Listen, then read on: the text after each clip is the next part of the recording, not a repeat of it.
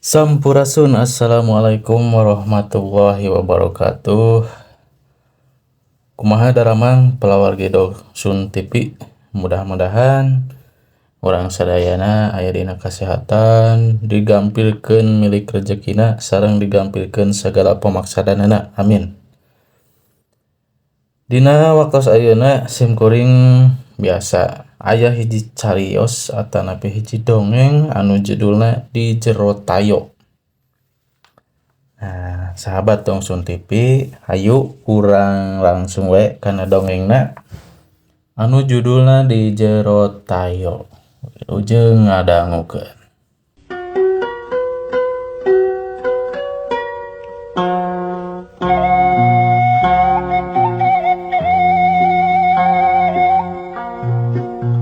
Mani nyegak kana irung, hiri rohang TV kaangse seungit menyan. Kebiasaan si Apih unggal malam Salasa jeung Jumaah dunungan kuring ayeuna. Geus nincak bulan kadua rajin ngadekem parukuyan. Asa hemeng mangsa jeje selebe duet jeung si Bonge dina Fashion Week Citayam jeung jadi viral nu saterusna mupul duit tina like jeung komen netizen. Ieu kalah ngondang karomah ti karuhun supaya perusahaan ajeg jeung mobil nu direntalkeun salamet. Boh dinu nginjeumna atawa dina mayarna. Kalakuan ieu sabada si Apih boga langganan nu siga pesulap merah. Guru spiritual ti grup Moro Julang ngalupaskeun peusing. Aya 11 urang rutin unggal poe Sabtu ngabuking tayo. Mapai tempat nyepen di sakuliah Pulau Jawa. Cenah aya nu ngudag da 5 beureum. Pedang nu ngaluarkeun cahaya intina mah nyiar harta karun nu piduiteunana miliaran. Dukanyaan hasil duka henteu.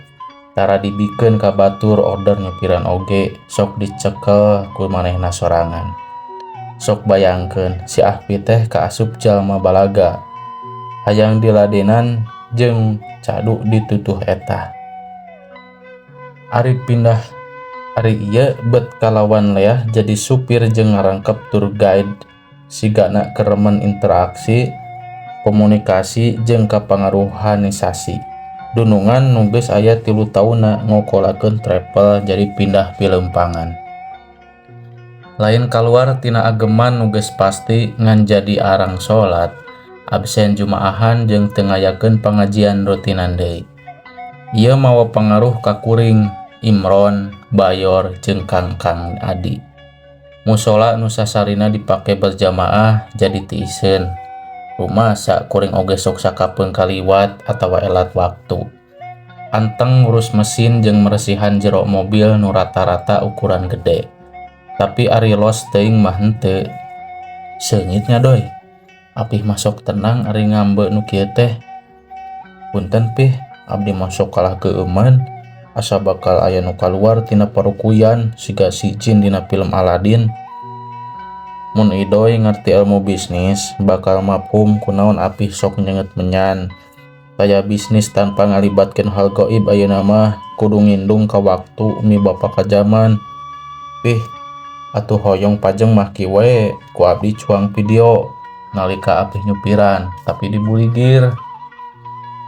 Bade total atanapi nganggo cawat teu langkung dikintun kana TikTok. Anggap we promosi geura bakal juljol nu sumping hoyong disupiran dina mobil ieu. Nyidikeun aing gelo atawa henteu.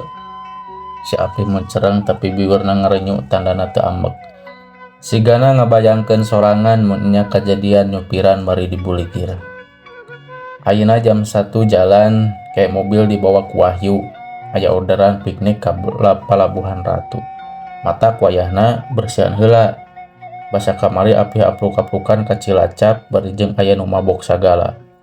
Har, apan milari ka rumah nah nganggo mabok. Lain mabok teler tapi ongkek. Si Apih ngaleos sigana rek istirahat da panonna geus cieu. Ari kuring mah datuman gadang komo mun kudu ngurus mobil nu geus biasa datang tengah peuting. Aturan rental ayeuna mah apan 24 jam na diitung ti jam 12 peuting nepi ka jam 12 peuting deui. Tiiseun di garasi nu legana 2 kalian lapang poli teh, mobil nu biasana ngajajar arindit tadi samemeh jam 11.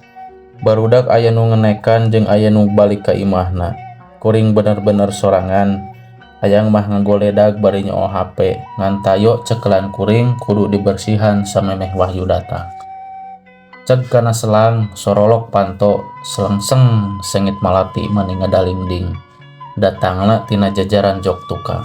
Penasaran, suku muruk kalebah dinya nyiar mu asalna. Tapi tayana naon panyangka aya plastik kembang melati nu tinggalin atawa botol parfum anu bahe. Leungeun mukaan panto lebah tukang, mukaan karpet ngelap jerona. Karpet karet disikat tuluy digaringkeun. Hampir sajam meresihan mobil rengse. Bari nungguan Wahyu datang, leungeun nyoo radio tapi basa muter karena nomor 1128 FM kaluar sora anu nyebut ngaran. Dodi Karyana baturan kuring sorana peura temis semua haros-hos. Lain, pasti lain suara penyiar. Puguh we, reuwas lain dikieuna. Nu apal ngaran kuring lengkep mah ukur kolot sorangan. Jeung guru meureun mangsa sakola bareto. Sebutan idoy geus napel pisan, malahan kapeung poho kana ngaran sorangan. Dodi, ka dieu. Sora eta kareungeun deui. Teu karasa sirah ngaliek ka jok tukang, suku nincakan jok nu kakara dielapan.